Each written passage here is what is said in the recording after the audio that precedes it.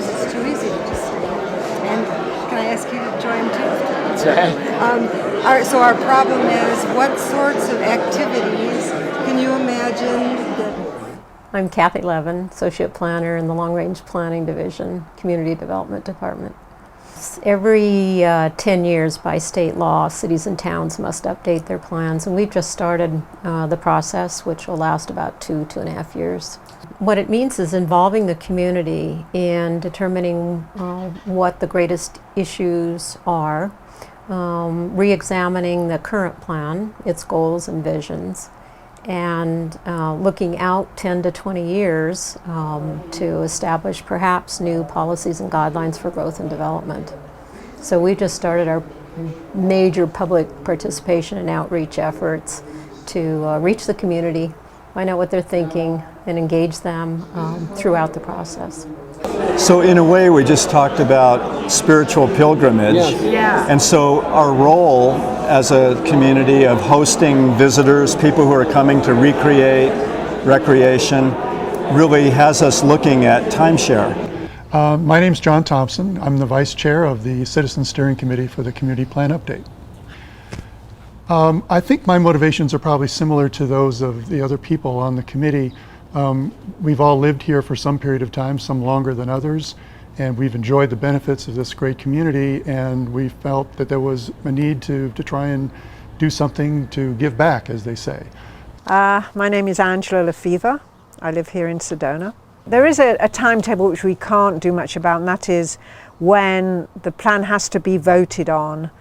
Our timeline, Steve, runs through the middle of 2013. After public outreach, after goal identification, we start crafting the plan, and ultimately it goes to the Planning and Zoning Commission in a public hearing process, perhaps more than one.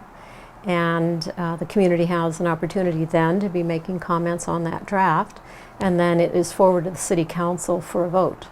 When the City Council votes to approve it, then it goes to the voters for approval, and we've slated that tentatively for the early part of 2013. From the moment the committee met for the first time and we introduced ourselves and our background, I could see this was something really special. I've really enjoyed every single minute, and I'm looking forward to the process and probably doing more with city government as a result. The committee has been meeting since the fall of last year. We meet twice a month, and then we, of course, organize other meetings that we've had the public come to as well. What people saw in that first meeting was the result of a lot of work by quite a few people on how we present ourselves to the people, what we want, where we are now, what is the plan, all the basics to get this going. And then we develop a process which we're into right now, is our outreach, is trying to get people's opinions. Well, we had a show of hands at the second one to see how many people had been at the first one. And I would say, without an actual count, that it was somewhere around 2/3, maybe a little bit more than that. So it's I think just about the number you would expect. You want people to come back and not be discouraged, so that was good, that there's a good solid base of people who are committed and want to keep going.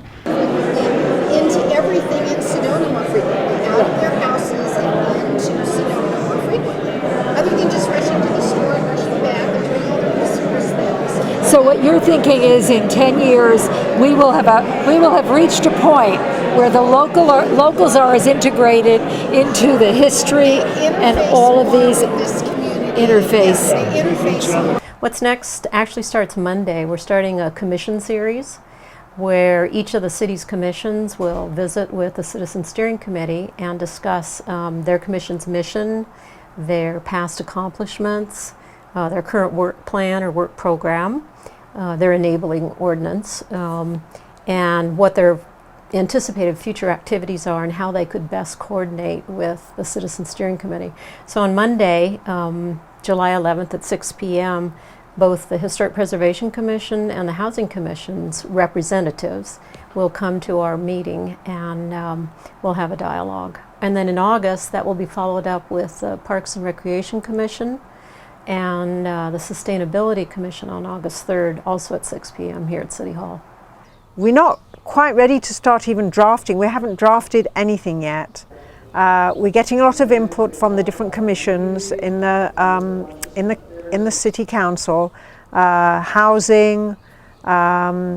This is all starting now. Sustainability, historical preservation, arts and culture. All these different zoning and planning.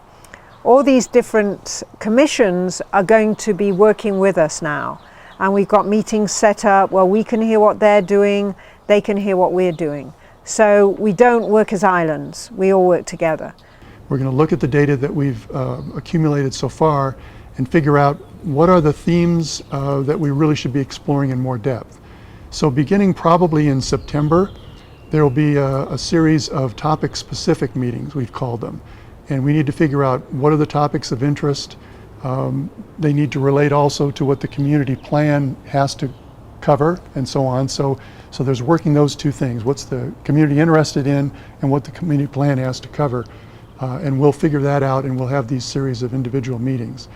We are trying to devise ways whereby we can reach out, touch people, get them to come to us. We're developing a very good website. We're even looking, we've changed council policy so that we're going to have a Facebook page so that we can get people actually taking a look and seeing, you know, what we are doing on Facebook. There are different pockets of like-minded people, let's just say, that may have a point of view on something that they want to get out.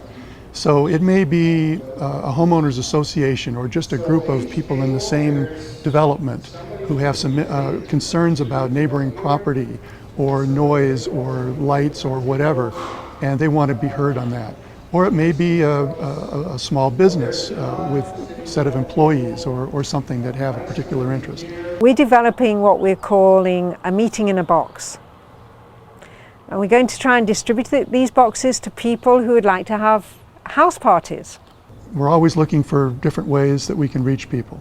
This is one way of reaching out to the grassroots, where you're really going to get people who don't normally come to meetings.